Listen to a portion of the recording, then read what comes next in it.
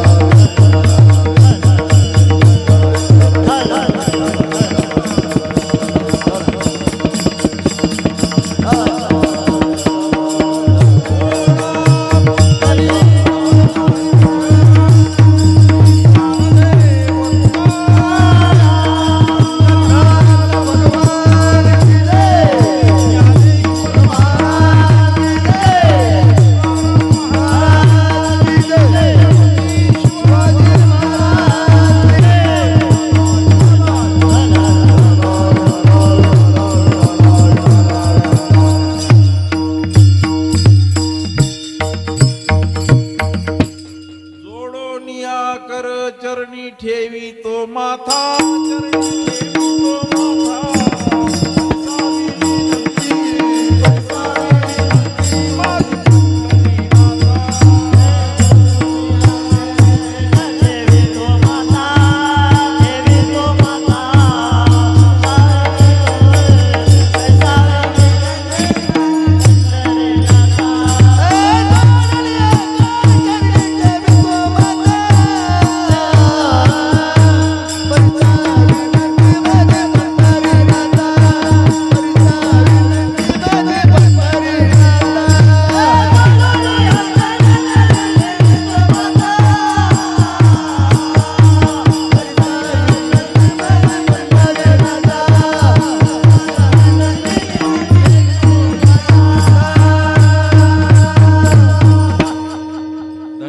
संसारी दयावंत जे अंतरी येथे उपकारासाठी आले घर जावै कुंठी।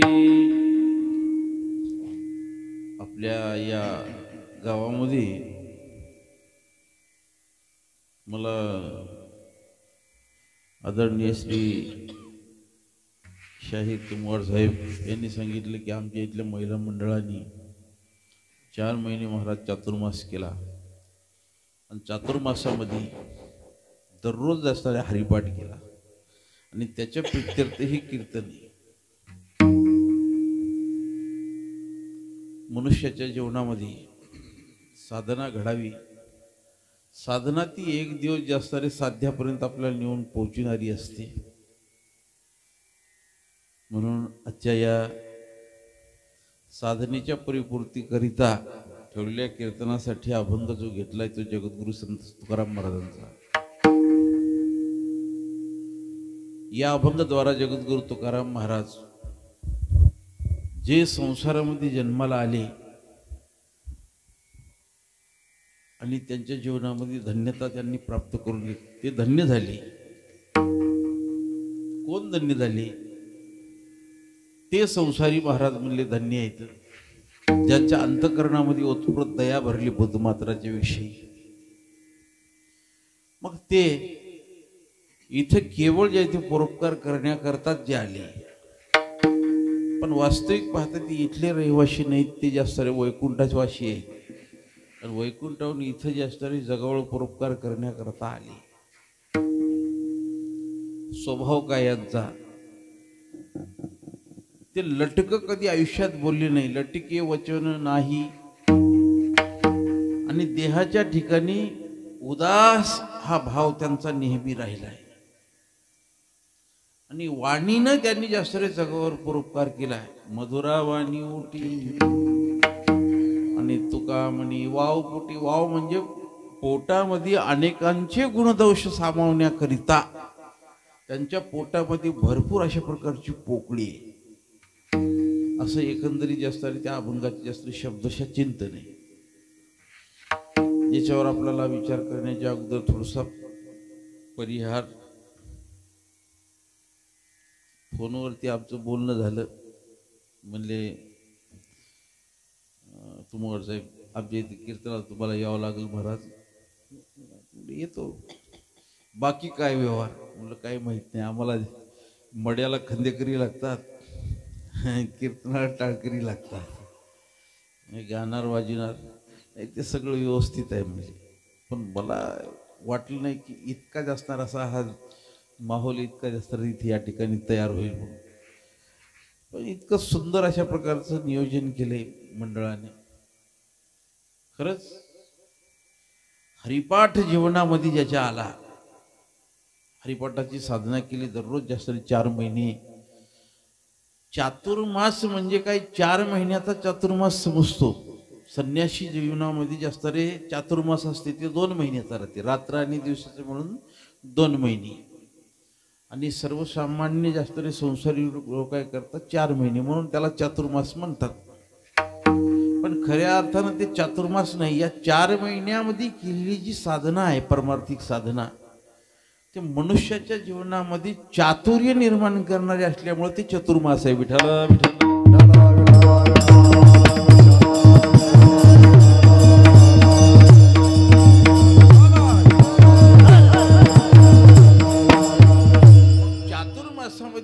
काय साधना केली?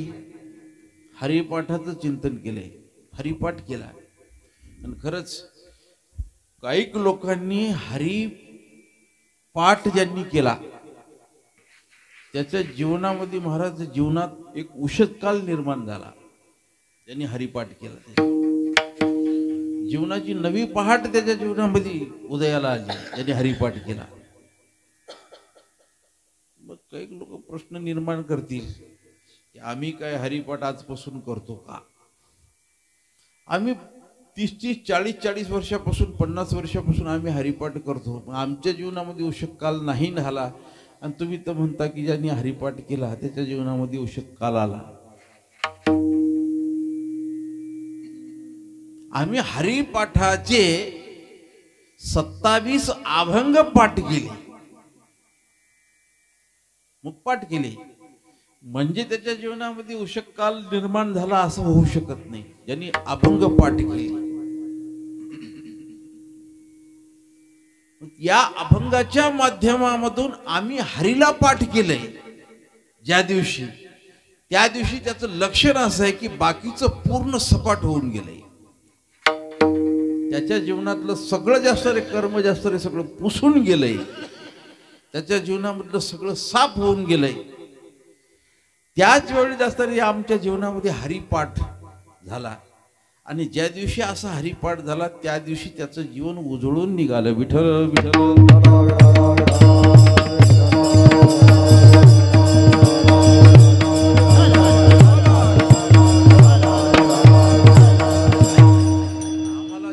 फक्त जे ते हरिपाठाचे अभंग पाठ. पण माऊलींनी जे हरिपाठामध्ये जे काही तत्व आम्हाला जे दिलंय ते तत्व आम्ही जास्त अंतःकरणामध्ये दृढ धरलंच नाही महाराज. हरिपाठात त्यांनी सांगितलं ना स्पष्ट, आम्ही हरिपाठ करा म्हणजे कसा करा? एक तत्व नाम दृढ धरी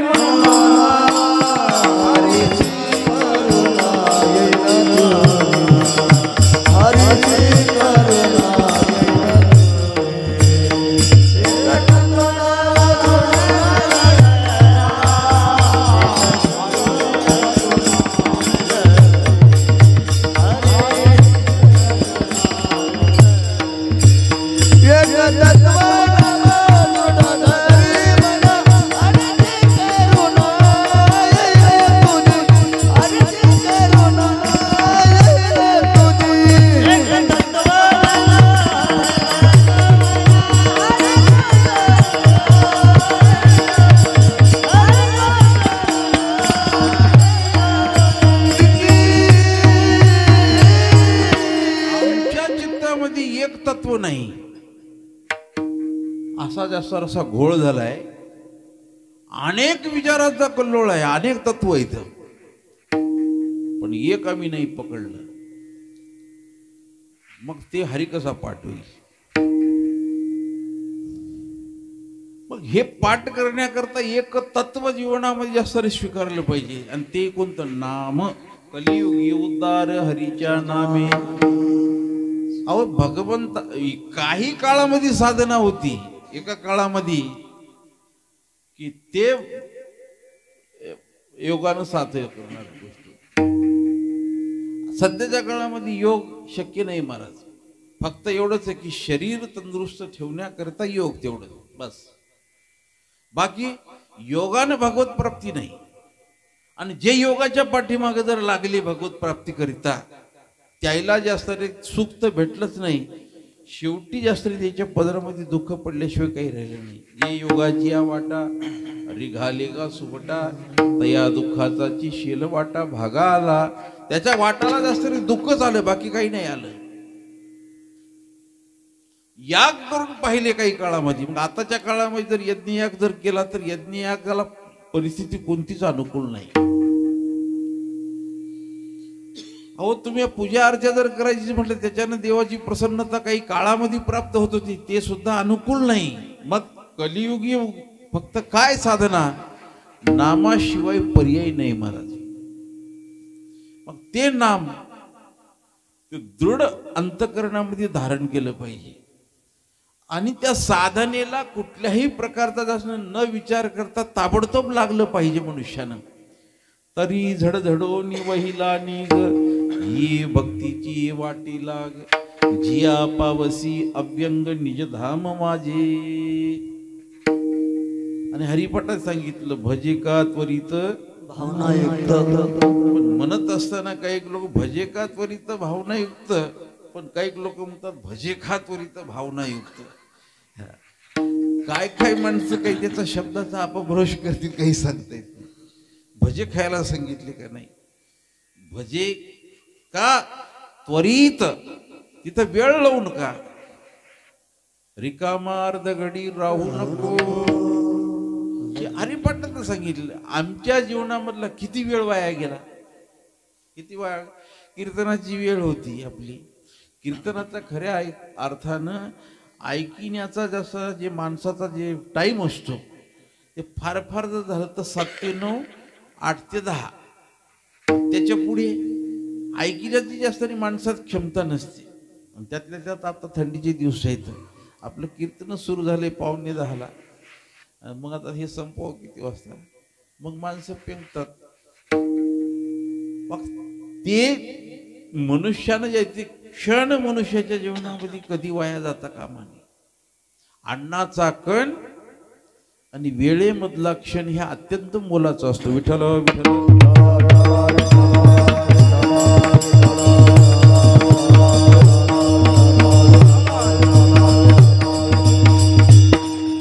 या घड्याळाच्या काट्याप्रमाणे वागणारी एक व्यक्ती मी माझ्या जीवनामध्ये पाहिली, एकच व्यक्ती.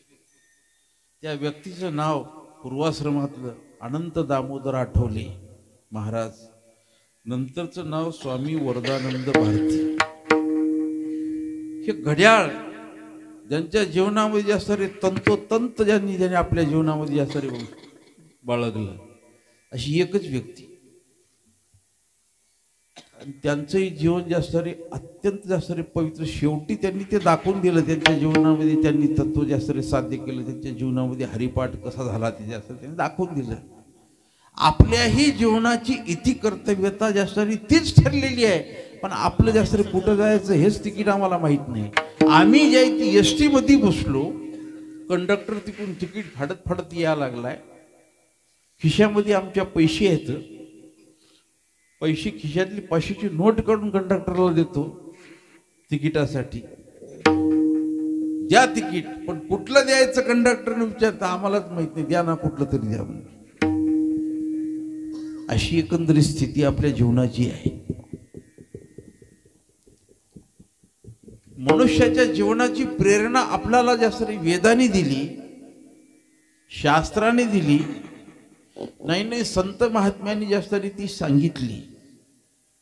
असतो मा सतगमय तमसो मा ज्योतिर्गमय मृत्युर्मा अमृतम गमय. असत्याकडून मनुष्याचं जीवन सत्याकडं असं गेलं पाहिजे,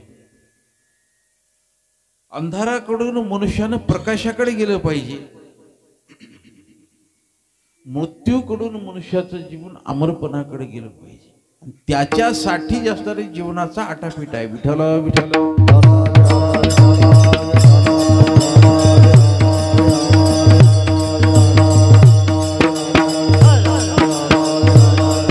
म्हणजे नेमकं काय करायचं, नेमकं काय झालं पाहिजे याचं जास्त चिंतन या अभंगामध्ये तुकोबारांनी सांगितलं. त्याचं जीवन धन्य झालं पाहिजे. धन्यता कशाने प्राप्त होईल? धन्य जीवन एकदम जास्त डायरेक्ट त्याच्या अगोदरची 2-3 जीवन पाहावं लागतील, तर जास्त धन्य जीवन कळलं नाही तर कळणार नाही. गावामध्ये शिरण्याच्या अगोदर हे गाव कसं आहे हे पाहायचं जर असेल तर ते जास्त सुरुवातीपासून जिथून गाव सुरू झालं तिथून गावाची घरं चाळत चाळत पाहत या गावाची लोकॅलिटी काय ते जास्त पाहत यावं लागेल. तेव्हा जास्त हे गाव आपल्या लक्षात येईल, या गावातली माणसं लक्षात येतील. तसं हे जे धन्य जीवन जर आपल्या जीवनामध्ये जर आपल्याला समजून जर घ्यायचं असेल तर त्याच्या अगोदर काही जीवन पाहावं लागतील. तर शास्त्रकारांनी जास्त 2-4 प्रकारचे जीवन सांगितले. काहींचं जीवन जे आहे दिग्जीवन, काहींचं जीवन जे असणारे निंद्य जीवन, काहींचं जीवन स्तुत्य जीवन आणि काहींचं जीवन धन्य जीवन. विठ्ठल विठ्ठल.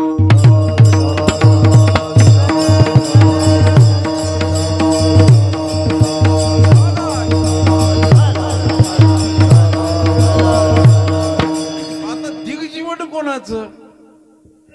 दिग्जीवन अहो लोकाच्या पुढे जास्त अरे सदान कदा माणूस जे हात पसरतो त्याचं जीवन तुकाराम महाराज म्हणले दिग्जीवन. हात पसरी जीने धिक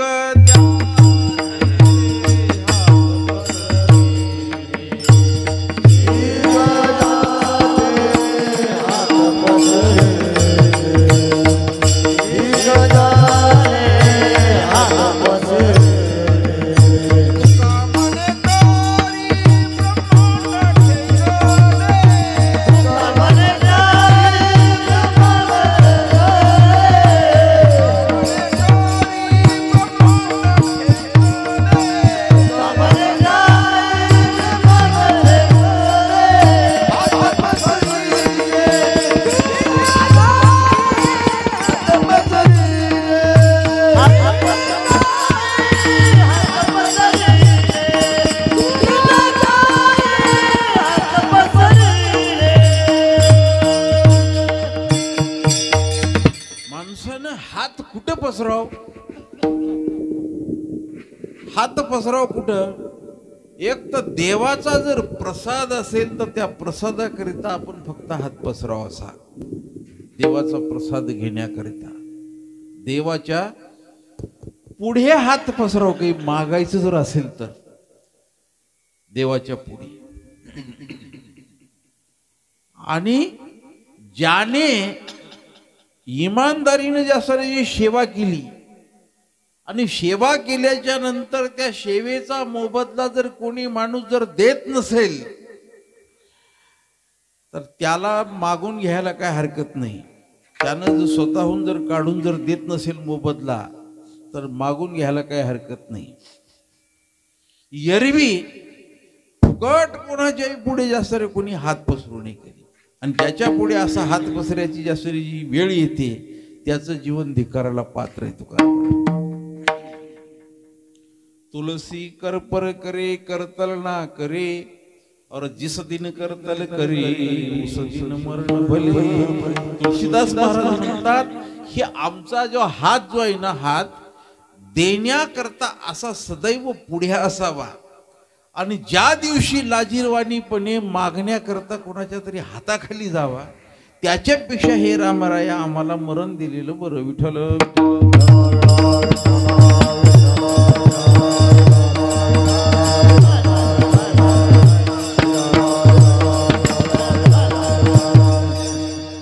हे जिन कोणतं आहे? दिग्जिन आहे. दिग कुलम दिग कुटुंबंच दिग ग्रम सुतंच दिग आत्मानम दिग शरीरंच श्री गोपालम परामुखम. दुसरं एक जिनं सांगितलं दिग कुलम त्याच्या कुळाचा धिक्कार आहे. कोणाच्या? ज्याच्या मुखाला भगवंताचं नाव कधीच येत नाही त्याचं जीवन धिक्काराला पात्र आहे. नाही कसं पात्र आहे? त्याच्या कुळाचा धिक्कार दिग कुलम दिग कुटुंबांचे त्याच्या कुटुंबाचा धिक्कार दिग सुतंच दिग त्याच्या मुलाबाळाचा धिक्कार आत्मानम दिग शरीरंच त्याच्या शरीराचा धिक्कार त्याच्या आत्मतत्वाचा धिक्कार. कोणाच्या? ज्याच्या मुखाला भगवंताचं नाव कधीच येत नाही त्याच्या. हे दिग्जीन आहे. तुकाराम महाराजांनी एक अभंग केलाय. दिग्जीने ज्याचे बाईले अधीन इह पर लोकमान नाही त्याशी.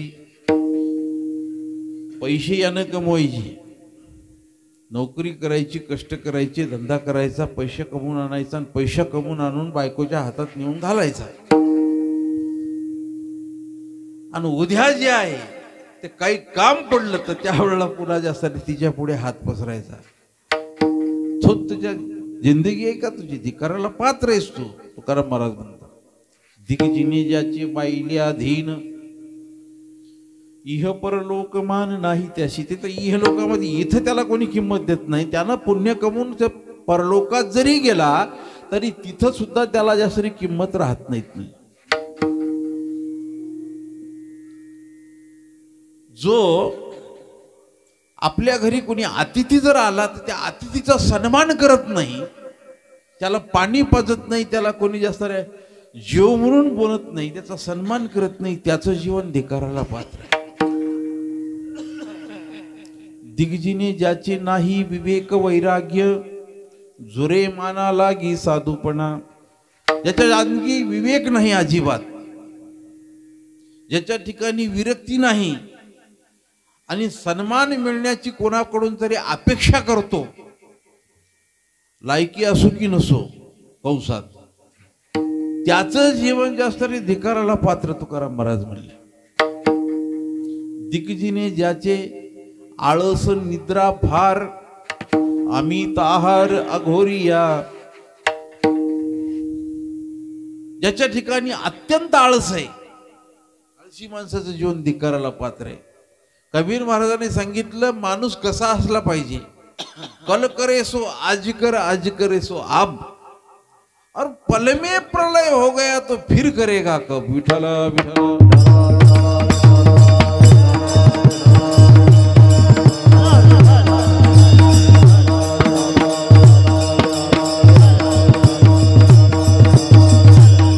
निद्रा, काही लोकांची झोप तर विचारूच नका. काय माणसं झोपतात महाराज, काय झोपतात.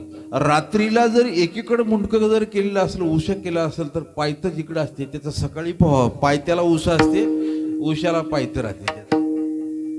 मोकळ्या जागेमध्ये झोपले तर घरामध्ये असं गोल फिरतात महाराज, गोल रिंगण फिरल्यावर काही माणसं सोय तरी ना झोपायची. अरे झोपायची सोडून द्या, बाजूच्या माणसाला झोपू देईनात काही माणसं. काय सांगा, काही जास्त डबल बार चालते, काही सिंगल बार चालते. काही जणी नंतर करतात.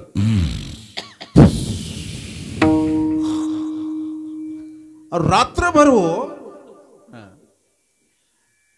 मग महाराज ते काय कोणाच्या झोपत काय होते कोणाला माहिती, तुम्ही असू की आम्ही असू काय माहिती, पण आपल्याकडून दुसऱ्याला त्रास होऊ नये ना.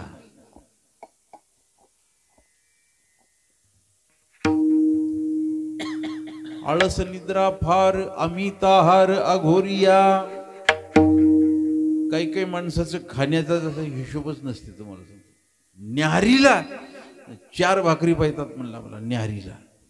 जेवायला तर न्याहारीला जर 4 भाकरी जर खात असेल, जेवायला किती खात असेल. जेवायला बसल्याच्या नंतर घटना सांगतो तुम्हाला. आमच्या घरी एक नोकरदार होता, जुना माणूस होता, बऱ्याच दिवसाचा. आमच्या जवळजवळ किमान नाही ते त्याची 20 वर्षे गेली असतील, 20 वर्ष. ते एकदा नांदेडला आले. नांदेडला आल्याच्या नंतर ते दवाखान्यामध्ये ते लेकराला दाखवायचं. मी नंबर लावला एन भास्करकड. आम्ही गेलो दवाखान्यामध्ये. घरच्या मंडळीला म्हणलो तुम्ही तोपर्यंत स्वयंपाक करून ठेवून द्या. घरच्यांनी ते कुकर बिकर लावलं, स्वयंपाक केला. आमची वाट पाहत बसली. तिकडून आल्याच्या नंतर हातपाय धुवून घेतले. म्हणले बसा जेवायला. मी जाऊन स्वयंपाकघरात जाऊन पाहून आलो, हिने स्वयंपाक काय केला काय नाही पाहून आलो. मी म्हणलो अगोदर आपल्या माणसाला जेव घाल, घरच्या कड्याला जेव घाल, तुम्ही बसा की. मी म्हणलो नंतर पहा तुम्ही, अगोदर त्याला जेव घाल. जेवायला बसले. हिनं जे लावलेलं जे कुकर होतं, जे काही केलं होतं, चक सगळं सपडा साफ करून टाकून दिलं की काही माणूस आहे का. तिनं पाहिलंच नव्हता असा होता.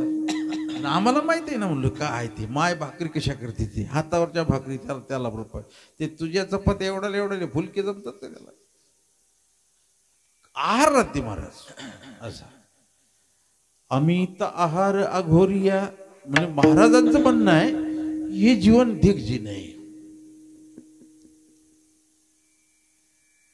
तुका म्हणे ऐसे दिग्जाचे जिणे, निंदक वादक नरका जाती. कोणाचीही निंदा मनुष्याच्या जीवनामध्ये कधी घडू नये, त्याचं जीवन धिक्काराला पात्र आहे. राष्ट्रसंत तुकडोजी महाराज एका भजनामध्ये वर्णन करतात, करू नको निंदा कोणाची निंदा करू नये. त्याच्या एवढं जास्त धिक्काराला पात्र ती निंद जीवन आहे. ते निंद जीवन हे दिग जीवन आहे, दिग जीवन.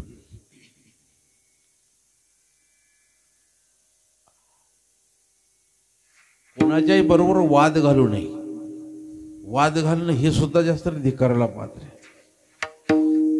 जुन्या काळामध्ये वाद होत होते, पण ते कोणाचे? शास्त्राचे वाद होते. वाद दोन्हीही जास्त शास्त्र जाणणारे आणि त्या शास्त्रामधल्या शंका कुशंका एकमेकाला जास्त ती जाहीररित्या तिथं वाद घडून जास्त त्याच्यामध्ये जे ते वादविवाद त्यांच्या स्पर्धा व्हायच्या, तो वाद वेगळा. पण काही माणसं वितंट वाद घालतात, ते धिक्काराला पात्र जीवन. ढीग जन. दुसरं सांगितलं निंदे जीवन. निंदे जीवन कोणाचं? ज्याच्या जीवनामध्ये अशी निंदनीय कर्म घडते की ते कर्म पाहण्याकरता माणसाला असं वाटते की हे डोळे झाकून घेतलेले बरे. त्याच्या ह्या गोष्टी ऐकण्यापेक्षा जास्त आपल्या कानावरती हात ठेवलेले बरे. महाराज त्याच्या 42 कुळाचा महाराज जास्त पूर्ण सपडासा त्याच्या सगळ्याला दूषण लागते. बुडती बेताळी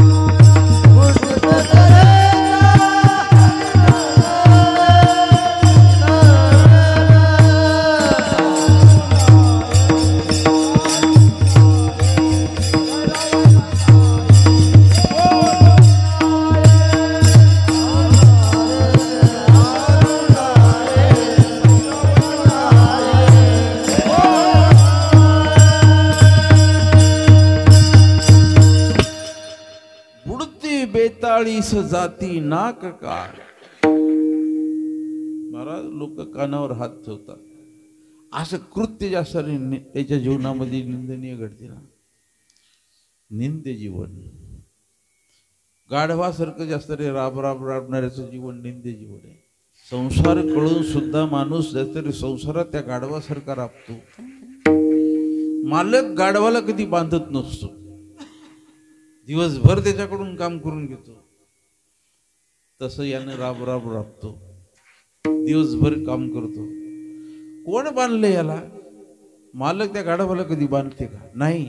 फक्त केवळ जास्त त्याला गोठ्यामध्ये नेते, गोठ्यामध्ये त्याच्या गेल्यानंतर पायावरती महाराज त्याचे तिथं जास्त हात मारते. त्याला वाटते मालकानं मला बांधूनच टाकलं. ते जागेवर तिथंच राहते.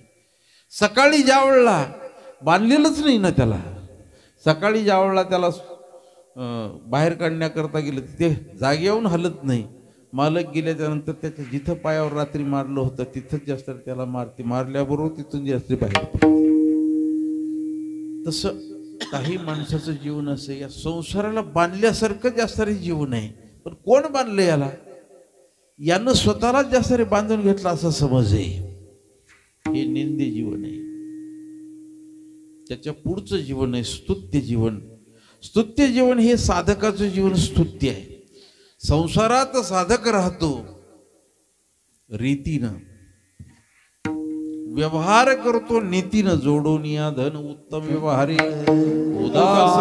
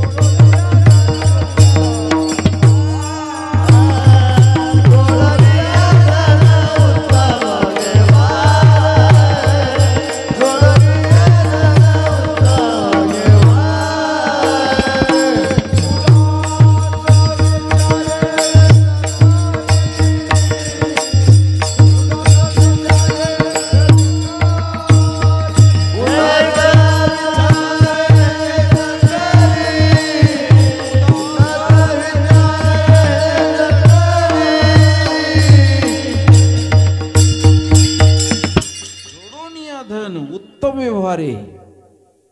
जसं व्यवहार उत्तम व्यवहार करून जास्त मिळवलेली जी संपत्ती आहे, पण ते खर्च करताना सुद्धा उदास मनानं खर्च केली पाहिजे. संसारात राहतो रीतीनं, व्यवहार करतो नीतीनं. कोणी जर आपल्याकडे कोणी जर अभ्यागत आला, कोणी जर पाहुणा आला, त्याचा आदर सत्कार करतो. शेजाऱ्या पाजाऱ्याशी जास्त चांगले संबंध आहे, गावकऱ्याशी चांगले संबंध आहे, नातेसंबंधी सगळ्या लोकांची चांगली, मित्रताची चांगले संबंध सगळीकडे गेले. व्यवहारात राहतो रीतीनं, व्यवहार करतो नीतीनं आणि भगवंताचं भजन करतो, परमार्थ करतो प्रीतीनं. विठ्ठल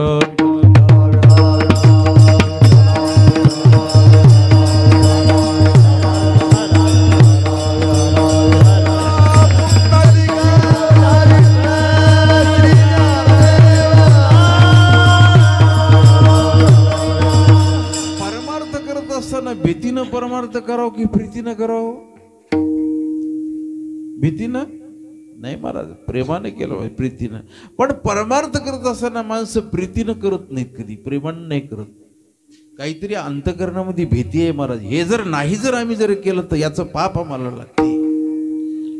हे जर आम्ही जर नाही केलं, काही खर्च जर केलं तर आम्हाला त्याचा दोष लागतो. काहीतरी माणसाच्या अंतकरणामध्ये महाराज भीती आहे.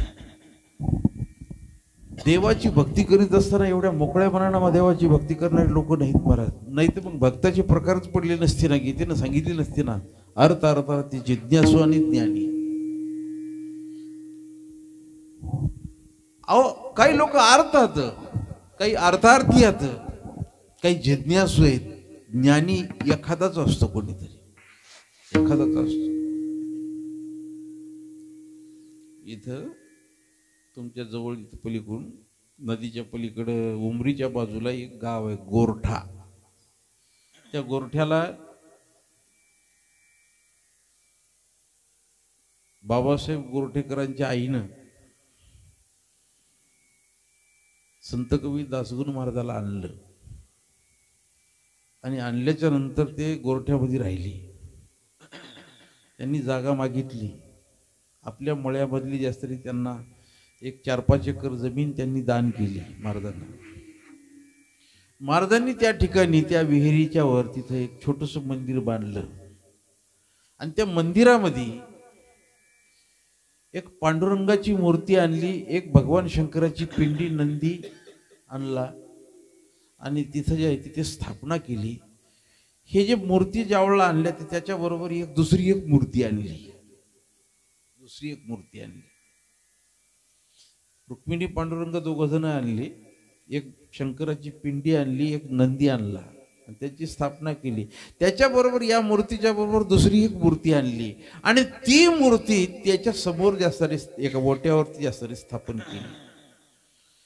ती मूर्ती कशाची? तर ती शनिदेवाची. आजही जर कोणी गोरठ्याला जर गेलं तर शनी अमावस्या आली की बरेच लोक त्या गोरठ्याला जात होते. आता कुठं जातात माहित नाही. आता बऱ्याच ठिकाणी कुठं शनीचे इकडं स्थापना केल्यात अनेक लोकांनी, पण तिकडं पहिल्यांदा तिथंच होती फक्त. त्यावेळेला बाबासाहेब गोरठेकर नांदेडच्या जिल्हा परिषदेचे अध्यक्ष होते. मग त्या मोठा त्यांनी कार्यक्रम केला, अन्नदान केलं. त्या कार्यक्रमाला काही शहरामधली, नांदेडमधली काही पत्रकार मंडळी उपस्थित झाली आणि त्यावेळेला दासगणू महाराजांना त्यांनी एक प्रश्न केला.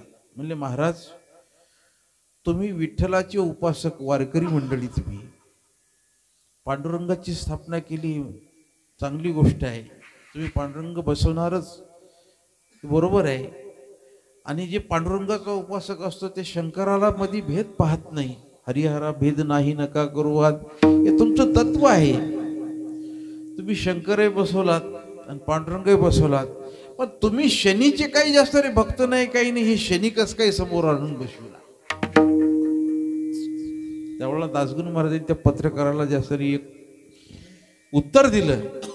ते म्हणले, माणसं समाजामधले इतके इमानदार राहतं का? म्हणले, पांडुरंगाच्या पाया पडायला याला इतके जास्त माणसं भक्त आहात? नाही.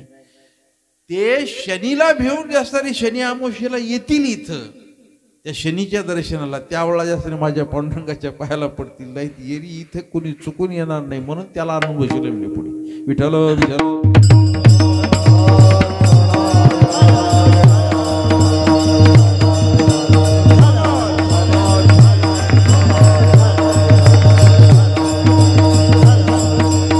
मला एक गोष्ट सांगायची, माणसं जास्त भीतीनं परमार्थ करणारे आहेत, प्रीतीनं नाही.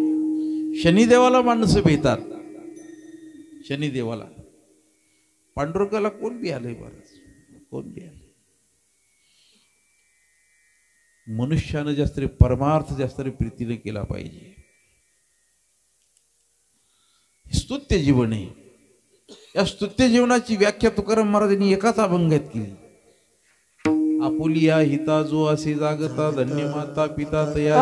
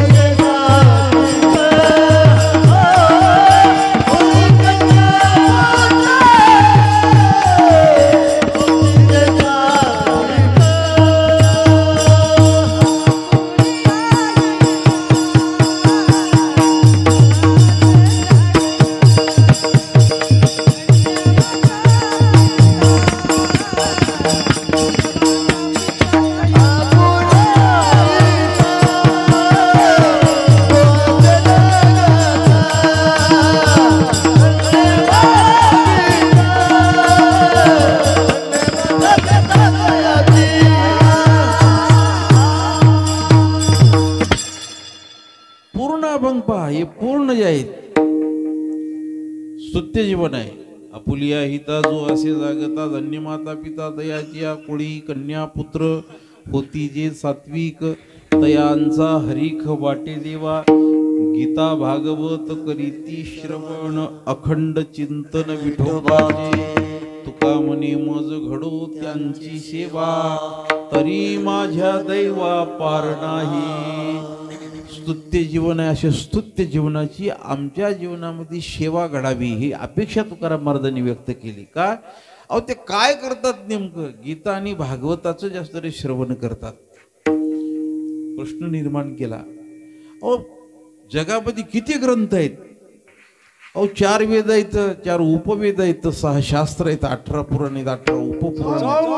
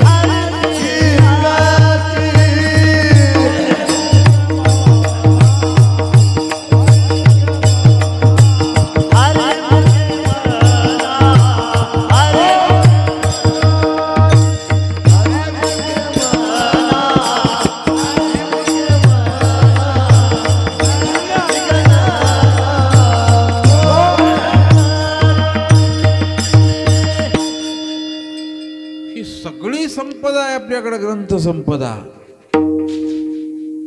वेद, उपनिषद, पुराण, पण त्याच्यापैकी फक्त जास्त 2च ग्रंथाचा का विचार आहे इथे महत्वाचं आहे. गीता आणि भागवतच फक्त का? ज्याचा ज्याचा जन्म झालाय त्याला एक ना एक दिवस मरायचं आणि मरेपर्यंत जगायचंय. कसं जगायचं याचं मार्गदर्शन गीता करते. मी माझ्या मनची गोष्ट नाही सांगत, ज्ञानोबांनी ओविलेली. संसार जिनते पैशास्त्र, आत्मा तरविते मंत्र अक्षरी ये. या गीतेतले जे अक्षर आहेत हे मनुष्याच्या जीवनामध्ये हे शास्त्र नाही, हे शस्त्र आहे. संसार जिंकण्याकरता, संसार करण्याकरता. संसार कसा करायचा, संसारात राहिल्याच्या नंतर कसं जगायचं ह्याच्यासाठी गीता आहे. आणि जगणं संपल्याच्या नंतर कसं मरायचं याच्यासाठी भागवत आहे. विठ्ठल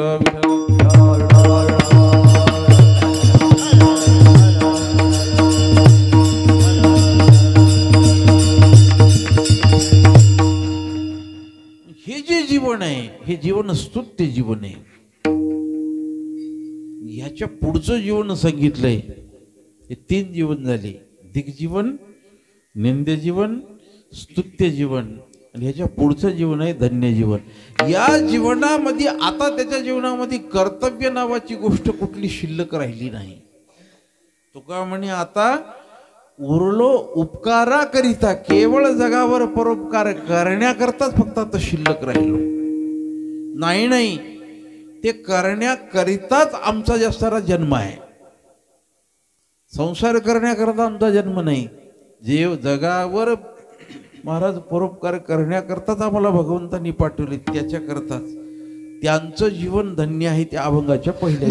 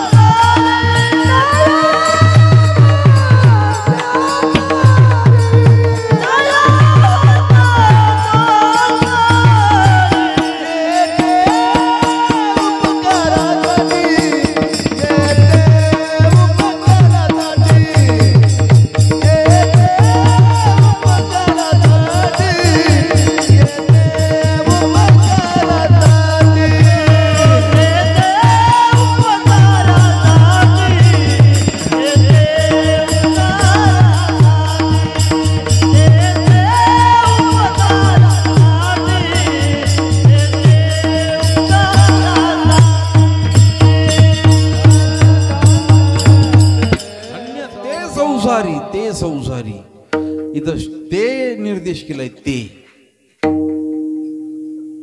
काहो सर, तुम्ही जवळ आहात, ते म्हणून तुम्हाला कसं म्हणता येईल? हे म्हणावं लागते.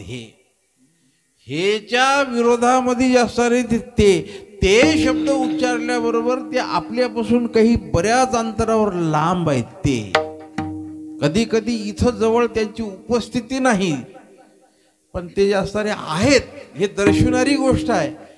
ते शब्द ते लांब आहेत, कुठंतरी आहेत, कधी ती दिसतही नाही जवळ, कधी दिसतात पण आपल्यापासून लांब आहेत.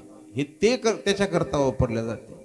पण इथं जवळ जे आहेत त्याच्याकरता ते वापरल्या जात नाहीत, हे म्हटल्या जाते.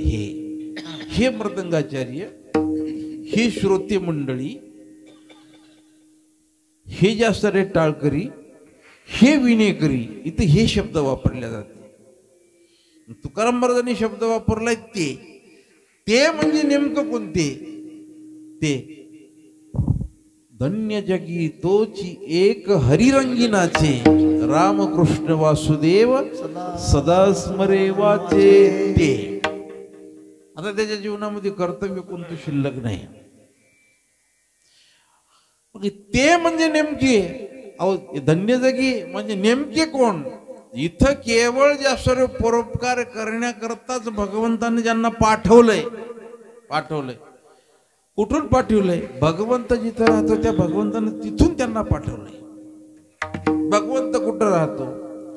भगवंत वैकुंठात राहतो. मग त्या वैकुंठातच हे राहतात भगवंताच्या जवळ, तिथून इथं पाठवलंय. काही गोष्टी जगावर परोपकार करण्याकरता भगवंतानं ज्या सारे हे जे पाठवल्यात त्यांना निर्माण केले. 7 गोष्टी सुभाषितकार वर्णन करतोय. रविश्चंद्र गणो वृक्षा नदी गायश्च सज्जना येते परोपकाराने युगे देवेन निर्मिता. देवानं त्यांची निर्मिती ज्या सारी ही मुद्दाम जगावर परोपकार करण्याकरताच केली.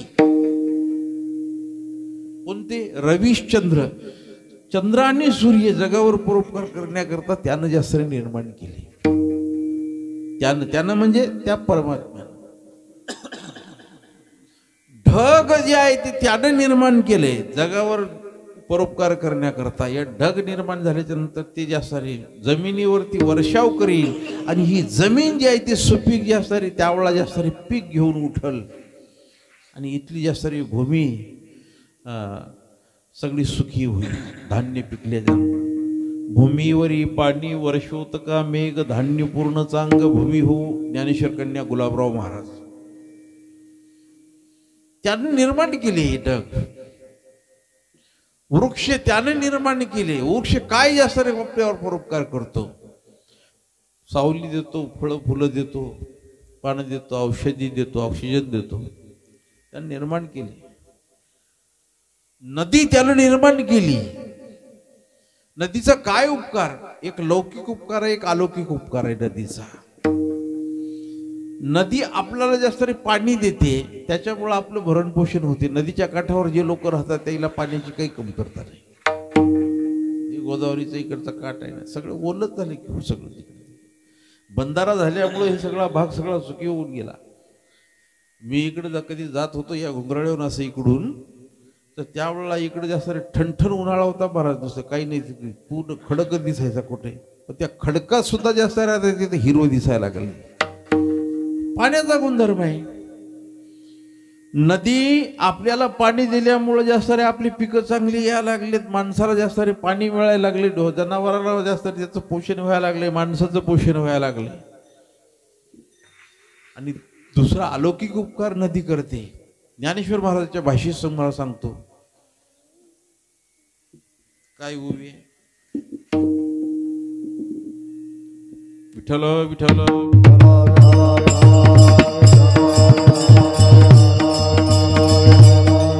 फेडीत पाप ताप पोषित तिरीचे पादप समुद्रा जायाप गंगेचे जैशी. फेडीत पाप ताप अनेकांच्या जीवनामधले पाप ती गंगामाई घेते. पण आपल्याला गंगेकडे जावं लागतं. आपल्यातली जास्त काही म्हणजे पाप करून गंगेला जाऊन धुवून यावं असा आतला प्रकार नाही. कळत न कळत आमच्याकडून जास्त पाप घडतात काही क्वचित मानसिक. आणि ते गंगेला ज्या वेळेला आपण जातो पर्व काळामध्ये त्यावेळेला गंगामाय आपले पाप स्वीकारते आणि त्याचं जीवन जास्त पवित्र करून जास्त वाटलं होतं. फेडीत पाप. दुसरी गोष्ट ताप. आम्हाला ताप एकच माहिती आहे, आमचं अंग गरम झालं की आम्ही म्हणतो आम्हाला ताप आला. माणसाला कधी कधी ते ताप सण होईना गेला की त्यावेळेला म्हणतात अंगाला ताप आला.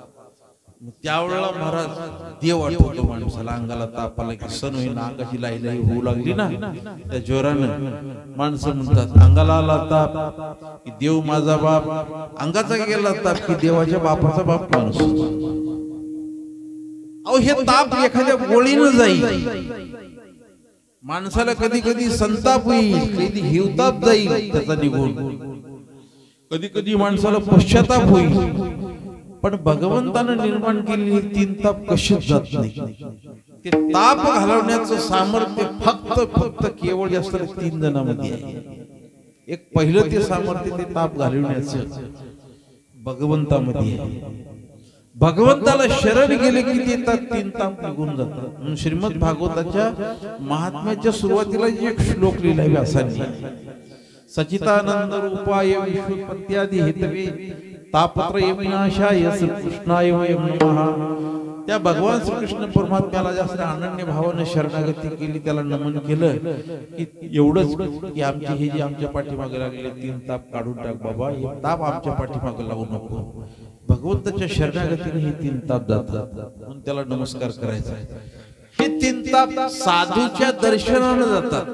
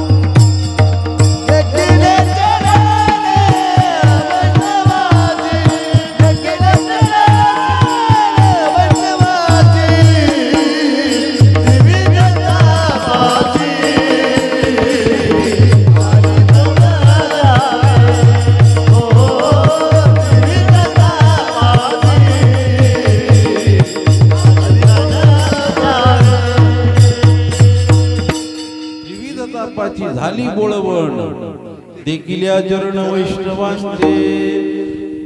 असा कोणी जर वैष्णव जर असेल, कोणी साधू पुरुष असेल, त्याच्या दर्शनाने जास्त हे ताप जातात. आणि तिसरं हे ताप घालवण्याचं सामर्थ्य गंगेमध्ये आहे.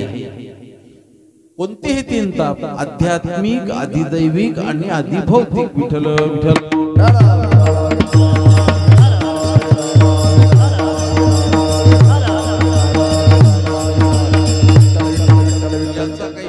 काही करीत बसत नाही. हे जर विस्तार करू लागलं तर कीर्तन इथंच संपून जाईल.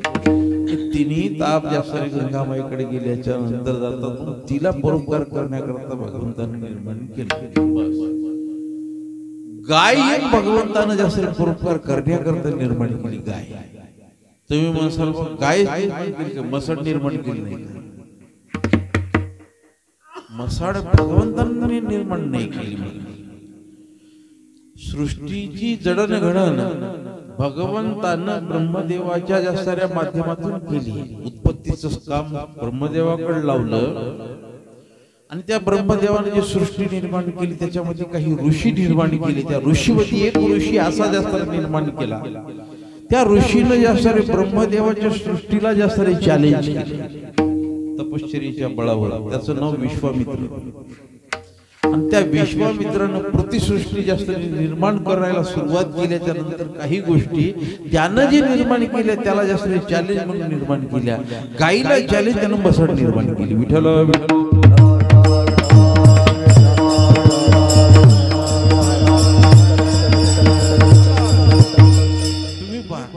गाय किती दूध देईल एखादी कोणती गावरानी गाय? लिटर 1.5 लिटर दूध देईल जास्तीत जास्त एका टाइम. मसाड जर दूध द्यायला लागली तर 10-15 लिटर. अहो ते मसाडीचं दूध काढता काढता माणसाचे काढणाऱ्याचे हात बोट दुखतात, मुठी दुखतात. पण ते जास्त दूध काढण्याकरता दूध काढणं होईना. माणसाने तर महाराज त्याच्यावर असा शोध लावलाय, मशीनच लावली त्याची जास्त थानाला पिळायचं कामच नसू.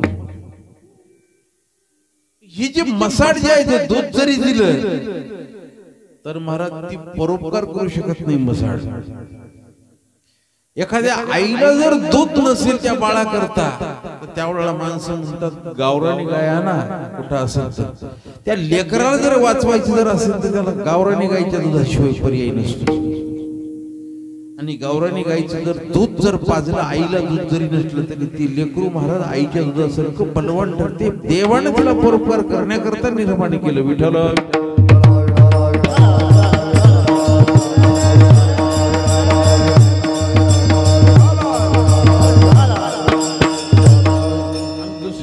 संत सज्जनांना भगवंतानं जास्त इथं जास्त परोपकार करण्याकरताच निर्माण केलं. सृष्टीमध्ये इथं जास्त पाठवलं. तुकाराम महाराज म्हणले आम्ही जे आहे ना, आम्ही इथले रहिवाशी नाही हो. आम्ही इथले रहिवाशी नाही. कुठल्या? तुम्ही देवगावचे नाही तर कुठल्या? ते म्हणले आम्ही ना, आम्ही त्या वैकुंठात आम्ही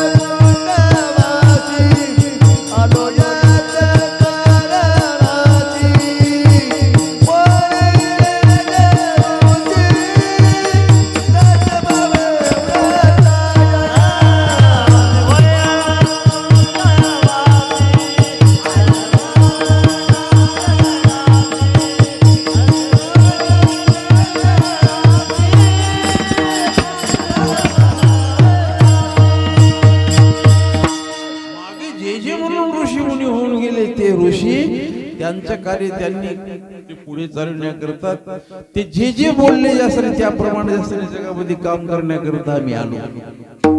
कोण ऋषी झाले? व्यास ऋषी झाले, देवर्षी नारद ऋषी झाले, भगवत पूज्यपाद आद्य शंकराचार्य झाले, रामानुजाचार्य झाले, मध्वाचार्य झाले. हो, अनेक प्रकारचे ऋषी झाले. ज्ञानेश्वर महाराज, तुकाराम महाराज हे ऋषी.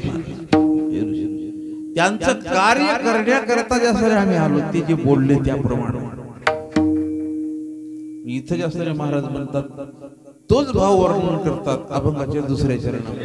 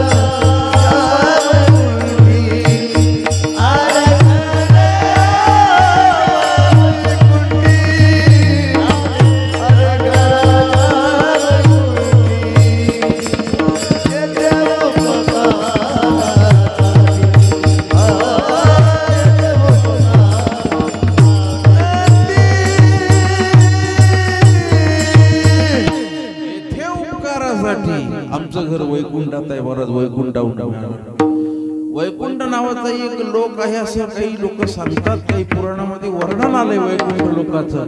पण वैकुंठ लोक नेमकं आहे कुठे, आहे कुठं, याचं उत्तर महाराज डोळसपणे ज्ञानेश्वर महाराजांनी हरिपाठात दिलं. ज्ञानदेवा पाठ हरी हा वैकुंठ, भगवंताच्या स्वरूपापासून आम्ही आलो आणि शेवटी जास्त आम्ही जाणार कुठं, भगवंताच्या स्वरूपामध्येच जाणार, तिथंच जाणार. तिथून आलो तिथंच जाणार. कोणी माणूस ज्या गावून आला शेवटी जास्त शेवटी त्याच्या गावाला तिथंच जावं लागतं, तिथंच जावं लागलं. आम्ही त्या स्वरूपापासून आलो, आम्ही शेवटी त्या स्वरूपामध्येच जाणार. मग इथं आल्याच्या नंतर तुम्ही ज्या सारे आल्यानंतर तुम्ही काय करणार, एक ही जे अभंग आहे पूर्ण एका प्रमेयाच्या भोवताल फिरतो, पूर्ण एका प्रमेयाच्या. ते प्रमेय आहे धन्य ते संसारी. कोण संसारी धन्य, ज्याच्या अंतकरणामध्ये ओतप्रोत या जास्त जगातल्या भूतमात्राविषयी दया भरली, धन्य ते संसारी. येथे उपकार करण्याकरिताच आले, धन्य ते संसारी. ज्यांचं घर पूर्ण वैकुंठामध्ये आहे, धन्य ते संसारी. जे लटकं बोलतच नाहीत कधी, धन्य ते संसारी. देहावर उदास असतात, धन्य ते संसारी. ज्यांची वाणी मधुर असते, धन्य ते संसारी. आणि अनेकांचे गुणदोष जास्त पोटात साठवण्याकरता भरपूर वाव असतो, धन्य ते संसारी.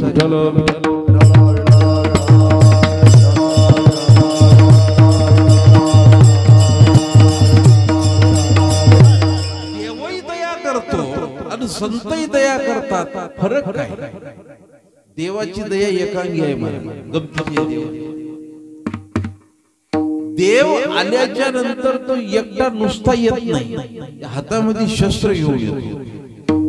येऊन या शस्त्र गदा हाची धंदा करीतो, भक्ता राखे पायापाशी दुर्जनाशी संवारी. त्यांच्या अवताराचं, देवाच्या अवताराचं कार्य आहे भक्ताचं रक्षण करणं, दुर्जनाचा नाश करणं.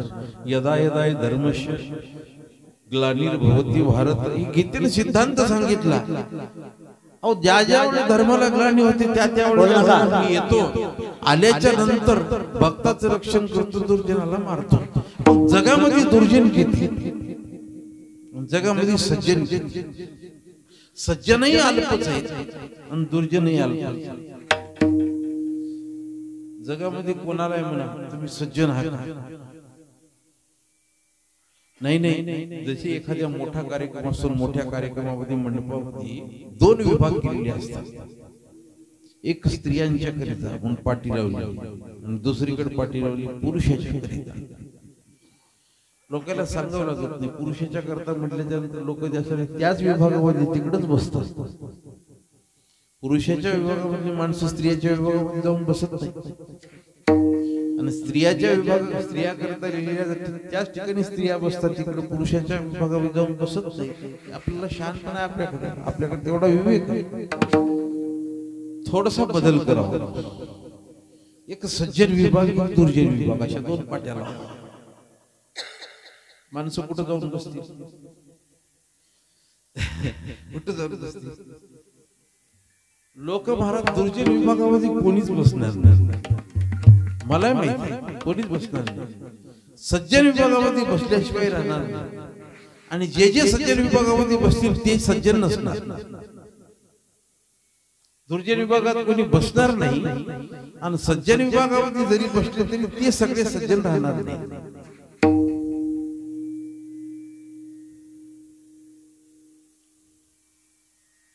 इतका अल्पसंख्य विभाग आहे सज्जनाचा दुर्जनाचा. आपण सज्जन तरी आहोत का महाराज? कशाचे सज्जन आहे?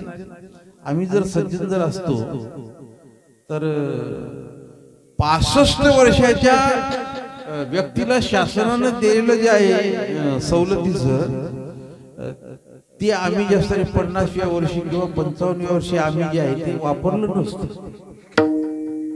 माणसं एसटीनं प्रवास करतात, कंडक्टरला म्हणतात अर्ध तिकीट दे, अरे तू 65 वर्ष.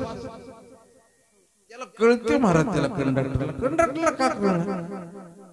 कंडक्टरला कळते ह्याचं वय 65 वर्ष नाही, पण त्यानं ते करून आणलंय, त्याला काय करायचं द्यावं लागतं. मग याला सज्जन म्हणता येईल.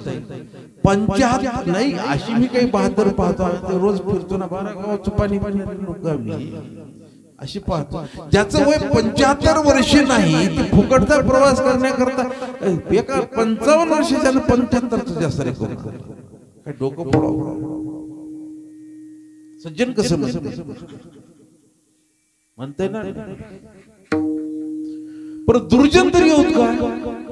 दुर्जन आम्ही साधा जास्त चिलट मारू शकलो नाही. आम्ही जे हिरण्यकशिपूला दुर्जन म्हटले, हिरण्यकशिपू इतके जास्त आमचे दुर्जनत्व आमच्यामध्ये आहे का?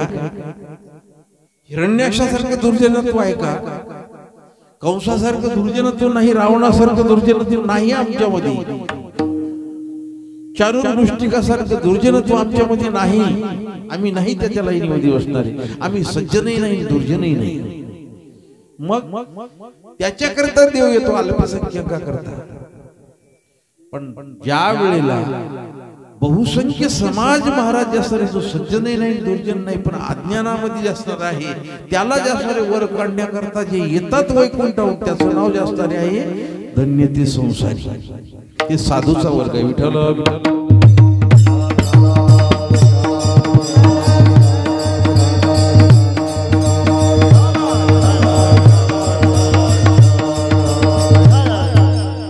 या वर्गामध्ये जे जे आले ते धन्य संसारी. कोण? धन्य तो निवृत्ती,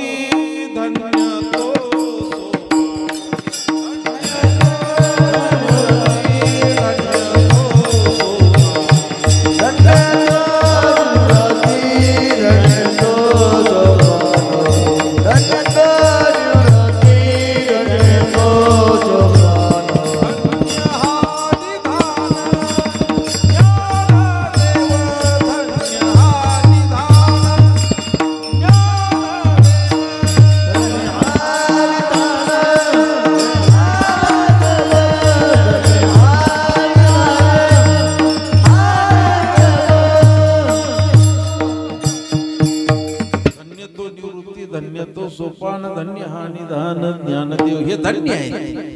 तिन्ही देव जैसे परब्रह्मी जेठसे, जगी सूर्य जैसे प्रकाशली, तेहे निवृत्तीनाथ ज्ञानेश्वर सोपान, मुक्ताबाई ज्ञान दीप्ती कळा. आम्हाला इथं सोडायचं.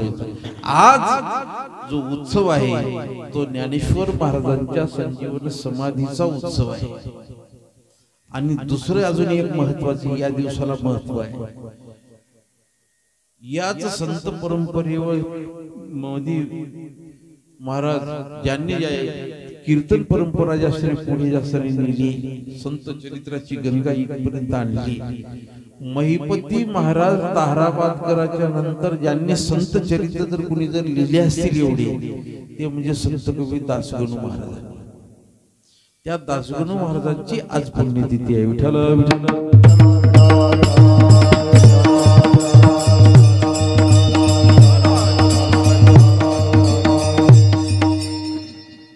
ज्ञानेश्वर महाराज यायच्या सगळ्यांना धन्यवाद दिला आहे.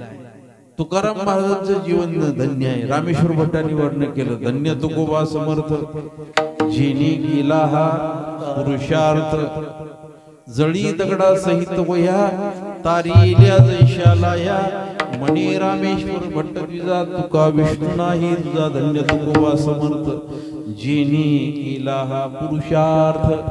त्यांचं जीवन धन्य झालं. हे धन्य. एक भागवतामध्ये नाथ महाराजांनी फार सुंदर ओवी टाकली. ओवी अशी आहे, पांडवा माझी अर्जुन धन्य, यादवा माझी उद्धवदान, या दोहीच्या समान आनंद दिसे त्रिलोकी, धन्य न दिसे त्रिलोकी. या दोघांच्या शिवाय मला जर कोणी दुसरं अजून धन्यवादाला पात्र दिसलं नाही. म्हणजे यादवामध्ये जर धन्य कोणी असेल तर उद्धव आहे, आणि पांडवामध्ये जर धन्य कोणी जर असेल तर अर्जुन आहे.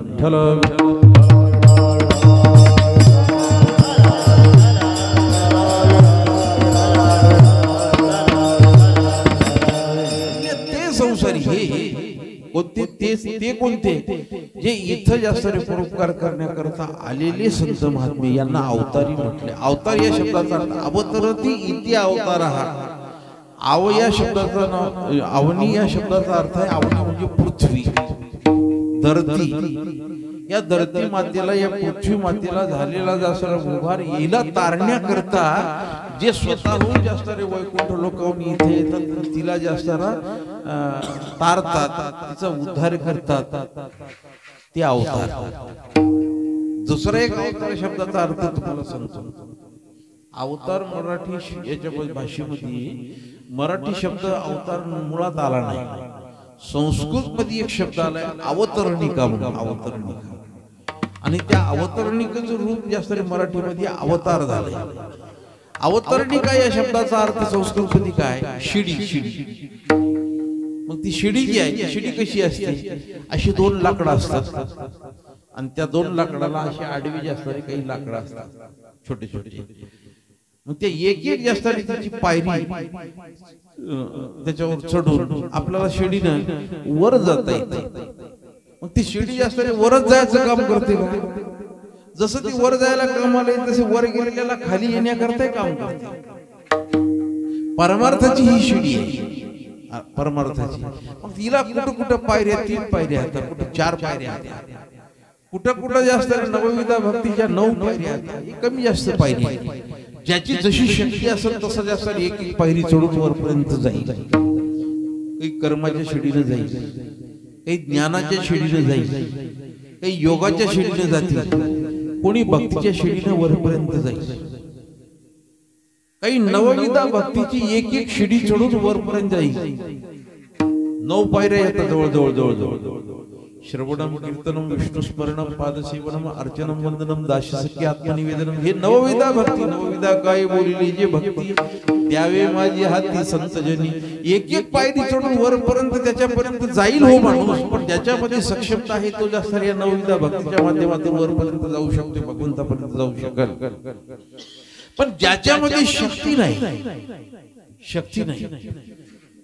अहो हात पाय त्याला सक्षमता पाहिजे ना, हात पाय चांगले पाहिजे. पांगुळ जर पांगळा जर माणूस असेल त्याचा पाय चांगला नसेल, हात पाय नसेल तर त्याची शक्ती जर नसेल तर काय करेल, फक्त अंतःकरण आहे महाराज. आणि अशाच्या करिता ते वर जाण्याकरता जास्त ती शिडी कामायची नाही. मग भगवान परमात्मा वरून त्याच्याकरता खाली येतो. विठ्ठल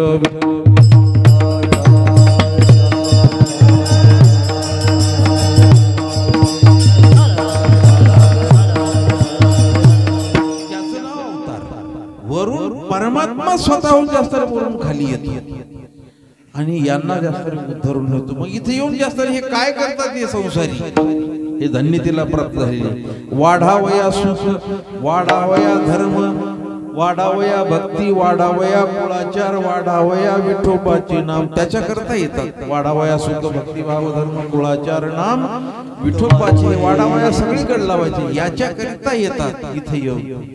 बरं इथं जास्त यांनी काय केलं वाढण्याकरता? ही वाणी जी आहे ती वाणी काय वाणी आहे? लटकी वाणी नाही. कोणाला तरी आश्वासन दिलं महाराज आता निवडणूक यायची, काय काय लोक आश्वासन देतील, लोक कोणाला काही सांगतात. आम्ही जास्त तुमचं हे काम करू, फक्त नाही ना तुम्ही ना आम्हाला जिल्हा परिषदला फक्त जास्त आमच्याकडे बघा. त्याच्याकडे बघण्याकरता म्हणून आमचं नाव ध्यानात राहावं म्हणून जास्त आतापासूनच जास्त सगळीकडे महाराज फ्लॅक्स लावून ठेवलीत रस्त्यात. बघा आम्ही किती सुसंस्कृत आहोत. त्याच्याकरता त्याची फ्लॅक्स लावून ठेवली, बोर्ड लावून. पण खरंच महाराज जास्त ही अशी हात का जशी हे लोकांना दाखवतात तशी हात दाखवायची दात एक असतात, खायची दात एक असतात.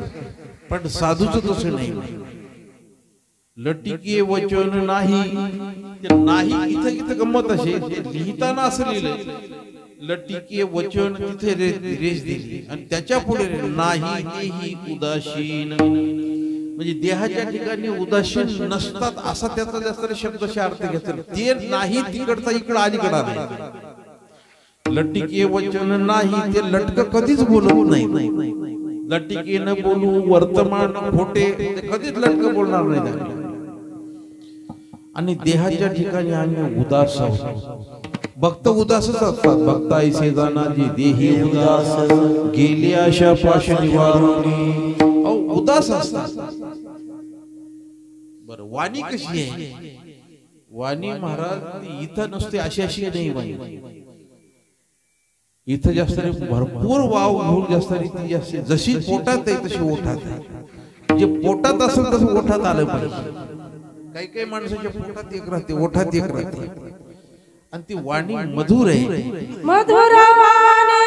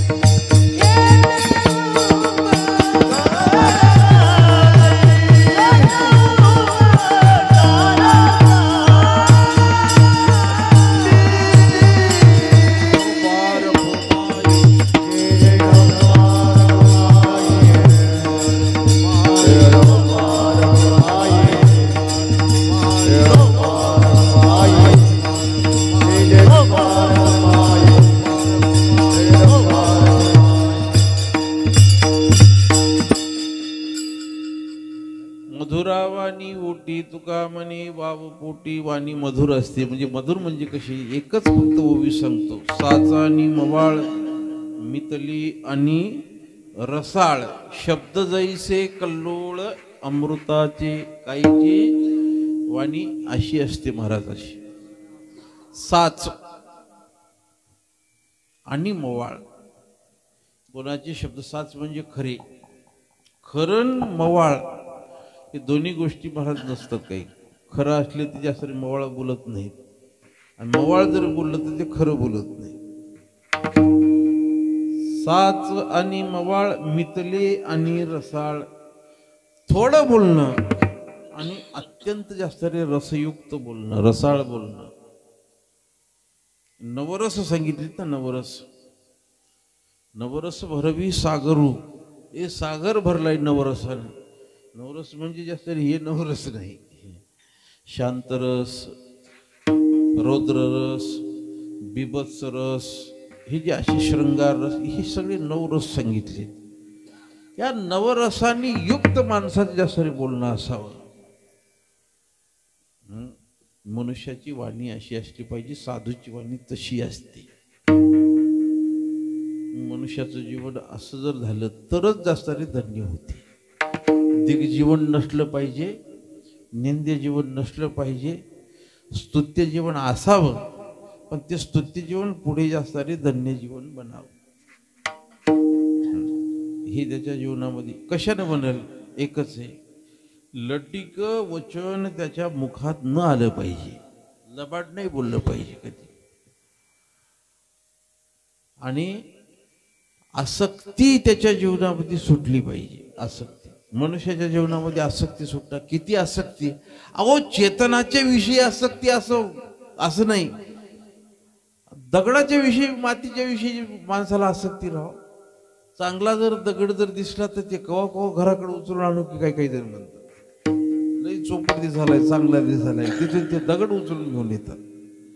किरायदार जर घरी जर एखादा जर ठेवला आणि त्यानं जर भिंतीला जर त्यानं जर काही ठेवण्याकरता, काही लटकिण्याकरता जर तिथं जर खिळा जर मारू लागला आणि ते घरमालकाच्या जर कानावर गेला, तर त्याला असं वाटत नाही की हे भिंतीला जास्त खिळा ठोकालाय, त्याला वाटत नाही.